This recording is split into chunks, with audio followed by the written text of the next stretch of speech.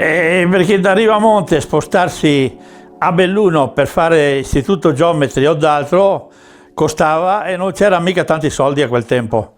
Si viveva di agricoltura, un po' di pensione della nonna, mi pare che feia careghetta, ed estate legna e a fieno e Pernambuca e robe cose così, quindi Agordo era quasi una tappa obbligatoria ed è stata una fortuna perché abbiamo avuto anche con i miei colleghi una grande soddisfazione. Poi io non ho fatto tanto il perito minerario, però l'insegnamento della scuola, primo la patente, che forse era uno dei casi rarissimi negli istituti tecnici in Italia, forse il primo, che siamo usciti e mi date la patente.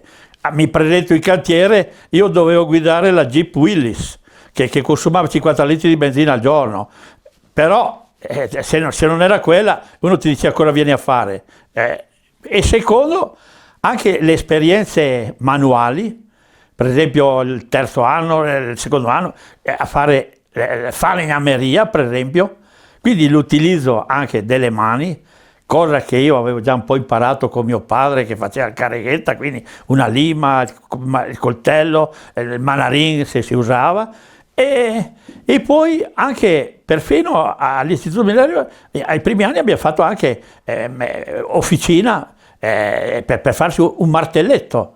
Da un pezzo di ferro si è ricavato un martelletto, anche questo era un inizio di collaborazione, di vivere assieme, di saper rispettare i tempi e anche un po' di ordine e di disciplina.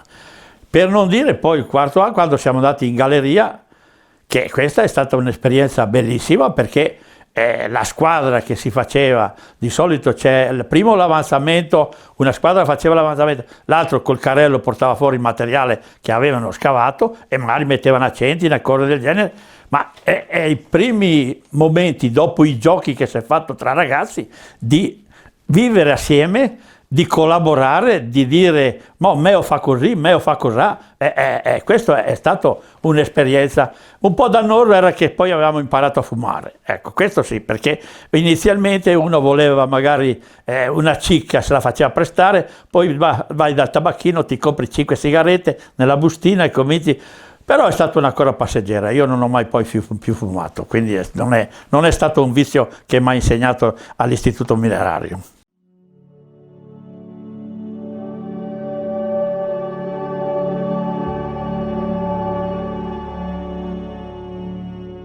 E nel 64, appena diplomato, io sono impiegato in un cantiere sul fiume Neto e siamo in Calabria, nella zona del Crotonese. Le mansioni sono di contabilità giornaliera e del cantiere e inizio anche di tracciamenti topografici in una zona che era prettamente mafiosa, ma a quel tempo la mia scarsa contatto con l'esterno lo vedevo ma non riuscivo ad accentrarne la pericolosità. Certo che si vedevano certi personaggi e si sapeva cosa era, ma non avevi contatti diretti.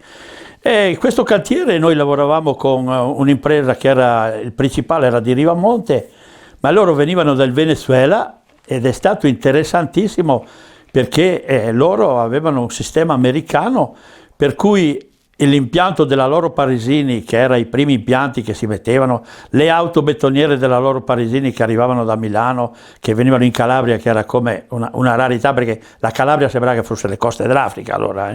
E quindi analisi dei tempi per i tempi e mi ricordo che c'era una disciplina come in fabbrica. 7:15 prima betoniera che parte, 7:30 ogni quarto d'ora doveva partire una betoniera. Nel rapportino che io facevo giornaliero, e il capocantiere lo firmava il giorno successivo, erano riportati tutti i costi dei materiali, degli operai e i relativi ricavi, che non era facile acquisirli, però li raccoglievo da colleghi o anche da me stesso, per cui uno diceva il capo officina oggi ha fatto questo, perché? Perché la betoniera ha perso un viaggio? Ah, era in officina. l'officina lavorava di notte per riparare eventuali guasti. Quindi questo era un sistema americano che forse in Italia io ho partecipato fin dall'inizio, anche con un decente stipendio, quindi con abbastanza soddisfazione, direi. Hai capito? È un capocantiere che era di Belluno, qui un certo Bonato, un po' fascistone, che diceva alle 7 in cantiere e non alle 7:05. E poi trovavi l'avviso sul tuo tavolo, il cicchetto, e poi ne avevi le conseguenze, perché si lavorava fino a sabato mattina, pomeriggio si lavava la macchina, poi la domenica utilizzavamo la macchina dell'impresa anche per spostarsi nel Crotonese, andare a mangiare una pizza, andare a farsi un bagno al mare e compagnia bella. Nel 66, finito lì, mi trasferisco in Aspromonte per lavori di ammodernamento della statale 112 Ionica di Aspromonte. Il cantiere si trova nella zona di comune di Platì. Da 24 ore che ho letto poi in seguito, Platì è il paese più povero dell'Italia. E la maggior parte di questa gente era nelle carceri di Locri, e il lavoro più grande che aveva uno in paese era quello che il giorno che era prestabilito di portare i parenti alla visita dei carcerati. Lì eseguo lavori di tracciamenti, i rilievi topografici per un progetto di esecuzione lavori, cioè essendo in Calabria il progetto veniva fatto en passant, facevo i rilievi con le dovute esagerazioni, che poi uno dice c'è da vergognarsi, però poi il progetto veniva approvato a Ramplan dall'ufficio di Reggio Calabria dell'ANAS, e quindi andava avanti così.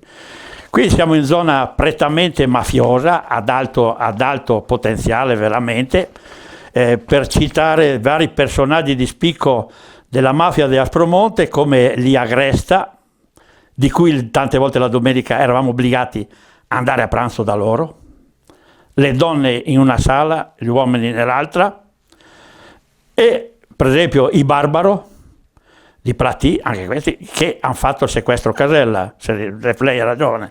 Il sequestro Casella è stato uno smacco, perché la madre Coraggio, che c'era incatenata alle carceri di Locri, insomma, ha destato poi anche sulla stampa italiana. Per non parlare di Don Antonio Macri di Siderno, di Don Taliano Pepantonio di Santa Cristina d'Aspromonte. Questo finirà nelle carceri di Pianura, le carceri speciali di Pianura, perché a un certo punto l'hanno preso. Lui dormiva certe volte nelle nostre baracche a metà dell'Aspromonte, erano 12 km, a metà dell'Aspromonte, per tirarsi fuori dalle rogne. Io e il mio collega Gnec Giampaolo, perito minerario pure lui di Rivamonte, abbiamo fatto questo cantiere con un lungo acquedotto. Era autonomo perché non c'era corrente, ma il frigorifero andava a gas, avevamo il cuoco, avevamo tutto quello che serviva, e quindi lì ci siamo attrezzati nella maniera migliore. Un valido collaboratore di cantiere è stato proprio questo Gnec Giampaolo, mio collega, che ormai è deceduto da poco, e per cui, per la nostra serietà, anche lui perito minerario, era già stato in Colombia, in Perù, nelle miniere, quindi gente scafata, ha avuto anche puntato la pistola, o fai sto buono o t'ammazzo. No, ma noi ci avevano chiamato i tedeschi. Primo perché lui era biondo, io non ero biondo, però lui era biondo, e poi perché nel nord sembrava essere tedeschi, no? Poi nel 67 l'impiego come topografo comporta frequenti trasferimenti. È per questo che ho bisogno anche di una traccia. Una volta tracciato il percorso o un'opera di cantiere, si passa ad altro e raramente si arriva alle finiture, perché altre persone, altre competenze ci sono nel cantiere per proseguire. E quindi un importante passo avanti che ho compiuto è arrivare all'Autostrada del Sole, comprendente 2 lotti in provincia di Cosenza, con gallerie e importante viadotto, lo Stupino. Questo qui è un viadotto importantissimo, che ha avuto qualche piccolo problemino negli anni poi, da non tanto tempo, per cui ha avuto qualche aggiustamento, però un viadotto lungo 635 metri e con una pila centrale da 135, ed eseguito poi l'impalcato col sistema Dividag, cioè con acconci successivi. È lì che con piacere ho potuto incontrare il nostro vecchio insegnante di geologia, il geologo professor Spagna, che poi ci siamo visti ultimamente ad Agordo in occasione degli incontri recenti. Nel 69 è la volta dell'autostrada della Valle d'Aosta, cantiere con svincolo di Nus, un sovrappasso ferroviario per la ferrovia Chivasso-Aosta e ponte sulla Dora Baltea, anche questo con un sistema Dividag. Un cantiere che poteva essere anche più impegnativo, però non è durato molto, in quanto per fortuna nel 70 vengo assunto dalla società SINA di Milano. La SINA è Società Iniziative Nazionali Autostradali, che dirige i lavori della Sesta Levante Livorno, e lì sono preposto assieme a un collega all'ufficio topografico. Ecco perché la topografia non era il mio forte al momento dello studio, ma lo è diventata per forza, ma sapevo dove mettere le mani, in quanto sembra di non aver imparato, ma quando l'acqua tocca il cul, dica quel, se imparano da... E allora ecco che con aiuto di libri, aiuto poi anche di colleghi, ecco che si riesce a portare avanti anche un lavoro molto importante sui lotti di 6 imprese, delle più importanti imprese italiane, che lavoravano sulla Sesta Levante Livorno. Con l'ingegnere che mi aveva assunto, mi aveva detto: lei con noi va in pensione. E già, l'anno dopo cosa succede? L'abbandono del piano autostradale da parte del governo italiano mi costringe a nuovi cambiamenti, veniamo liquidati, e peccato, perché era in programma la costruzione della Livorno-Civitavecchia. Quindi si sarebbe veramente proseguito, e già col mio collega, adesso io sento nominare tante volte Colle Salvetti, avevamo già visto dove prendersi di nuovo alloggiamento con la famiglia a Colle Salvetti, che era su quella direttrice. Però senza paura nel 71 si va in Toscana, sui lavori dell'autostrada Viareggio Lucca, già in fase di lavorazione, sempre come topografo. Sono opere importanti come gallerie, viadotti, una galleria di valico che portava a Lucca, che ha creato abbastanza problemi. Anche lì, con l'impresa, con ultimati i lavori in Toscana, l'impresa, che era di Genova e in parte anche di un titolare valdostano, si trasferisce a Genova. A Genova, dove pur effettuando lavori topografici, ho le mansioni di capocantiere e contabilità dei lavori nel cantiere di Quarta e Quinto, posto bellissimo sul mare, per la realizzazione di svariati chilometri di opere di scarico di acque reflue e acque bianche, e l'importante impianto di depurazione ancora che fu in funzione, che è l'impianto di depurazione di Quarta e Quinto, con una condotta sottomarina, mi sembra di 600 metri, con uso quindi di navi di pontili, di rimorchiatori, palombari anche, quindi un lavoro molto vario che è stato anche interessante. A seguito, alla fine di questi, vengo trasferito per i lavori sempre con la stessa impresa nel porto di Genova, esattamente sotto la Lanterna, per esecuzione di lavori marittimi che provavo poca soddisfazione e anche scarso interesse, anche perché girare in mare su una barca che non sai nuotare, io arrampicavo di solito, andavo sul civetta, sulla Marmolada, ma in mare non è mai stato il mio forte. Per cui abbandono Genova e si rientra in Val d'Aosta. Dal 1980 al 1990 sono in Val d'Aosta, lavoro per un breve periodo con imprese locali.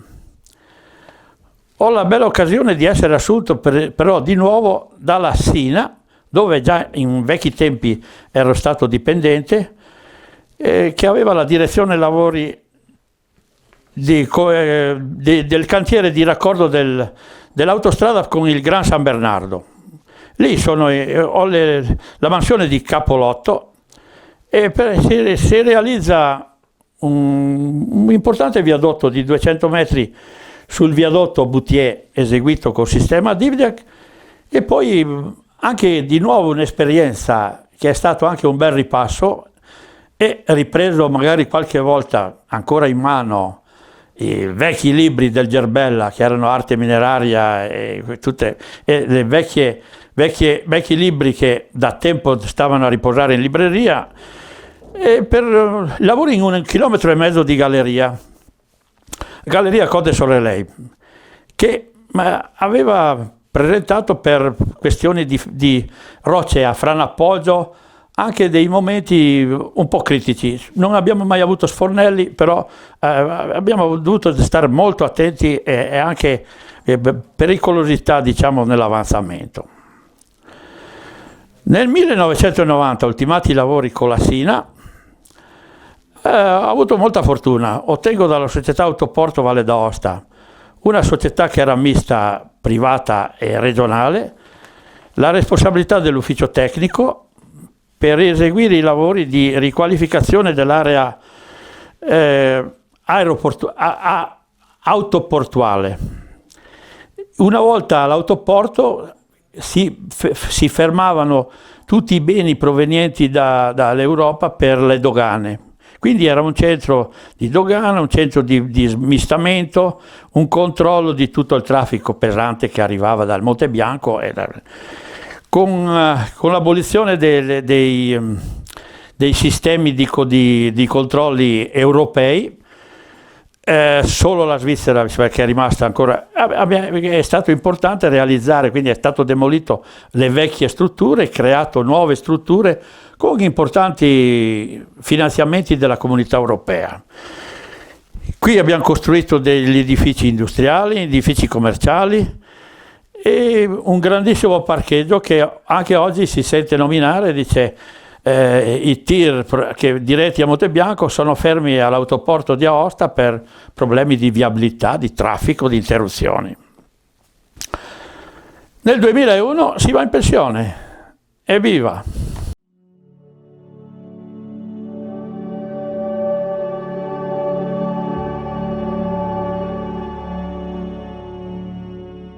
Io ho sempre, lei pensi che io mi sono sposato in Val d'Aosta nel 69, poi dovevo andare con l'impresa a Ravenna, l'impresa che ero lì ad Aosta, invece capita questa occasione di andare sul lotto della Sesti Levante Livorno, anche con prospettive di stipendio buone, perché sembrava che avessero proprio bisogno di un topografo, perché diversi errori erano stati commessi sul tratto del Bracco, compreso un imbocco della galleria sbagliato, delle pile dei viadotti spostati di 1 metro, quindi opere anche che non erano neanche quasi di mia competenza, quanto del mio collega Chiarelli, che veniva dall'IRTEF di Firenze, e quindi questo un mago.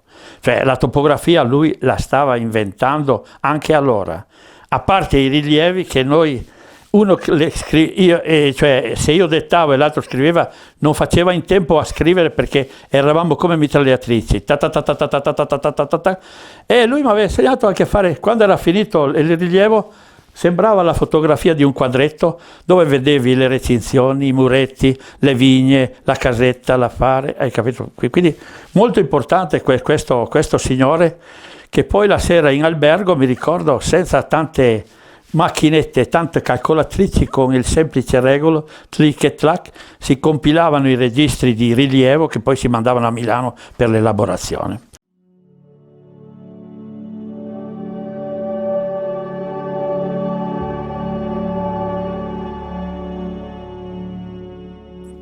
Anche se a scuola con difficoltà non avrei mai pensato di fare il topografo, ma lo sono stato obbligato. E questo è stato il merito di questo capocantiere, perché una volta non è come adesso, hai voglia di lavorare, fai come ti pare. No, questo sono arrivato giù in cantiere, Bonato Antonio di Belluno mi ha detto: lei è parente dei signori del DIN principali? No, dico, sono vicini di casa, conoscono mio padre. Beh, qui dice, comando io, se c'è qualcosa di buono lo dice a me, se c'è qualcosa che non va lo dice a me. Se ti va bene così, se no quella è la porta, puoi già tornartene.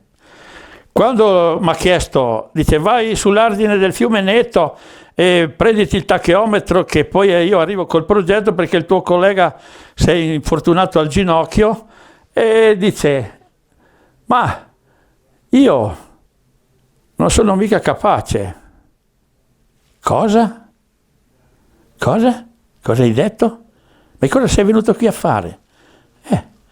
Dico, io ti do tempo 30 giorni, se 30 giorni riesci a sostituire il collega, se no prendi la valigia e te ne torni a casa.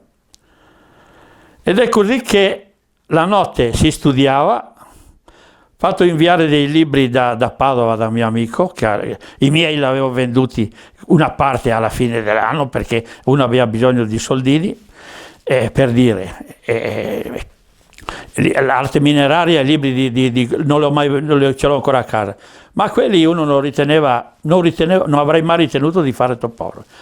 E quindi questo si faceva esercitazione con lo sguattero, col cuoco, davanti alla mensa, in mezzo ai campi di grano, a fare poligonali, rilievi, da fare il sabato, la domenica, e se no tornavi a casa. E questo forse che manca, ed è questo il problema che io trovo. Se mio figlio, dopo 5 anni di istituto minerario o istituto chimico, non ce l'ho con la lussotica, però andasse a lavorare in lussotica, lui va fuori di casa mia immediatamente. Perché è inconcepibile che uno ha l'esperienza che ti ha dato una scuola del genere, dove si parla di elettrotecnica, ma io quando ho avuto problemi negli impianti di frantumazione con frantoi e cose del genere, che c'era dei sfasamenti nella corrente elettrica, noi avevamo un'infarinatura di elettrotecnica, ha capito? Quindi ecco che uno veniva il tecnico ma ti parlava, non eri un qua, uno dice, sì, dice, è il COSFI, sì, ma perché assorbe troppo, dice, bisogna aumentare questo, dice, mettere un accumulatore, ha capito? Così anche nella meccanica, perché per esempio abbiamo assistito, il nostro cantiere in Calabria nel 65 è stato il cantiere che faceva esperimenti le betoniere della Loro Parisini, perché queste, quando erano cariche, i rulli di ruotamento della botte continuavano a rompere le sfere che c'erano all'interno. Quindi finché non hanno trovato la quadra, con ingrassatori, con questo anche la dimensione delle sfere, il sussulto sulle strade che erano un po' non perfettamente dei biliardi. E quindi ecco che anche lì uno però sentiva, di fermati perché c'è qualcosa che non va, qui spacchiamo tutto. E ecco la sensibilità di quello che era quando, adesso non lo so, un giovane, uno, se la macchina fa un rumore e uno dice ma andiamo, finché va poi la butto, mi fermo vicino alla strada. Quindi tutte queste cose, però anche la stessa scuola ti metteva su chi va là, di sapere, anche con gli insegnanti, c'era un rispetto, un buongiorno, un alzarsi in piedi, questo che era, forse oggi io credo che, non lo so, mi sembra che manca questo rispetto e questa deferenza verso quelli che sono i tuoi istruttori, la gente che ti dà una cultura che dovresti ringraziarli ogni giorno. Specialmente quando qualche volta uno non aveva voglia di studiare, perché io non ero una cima a scuola, hai capito?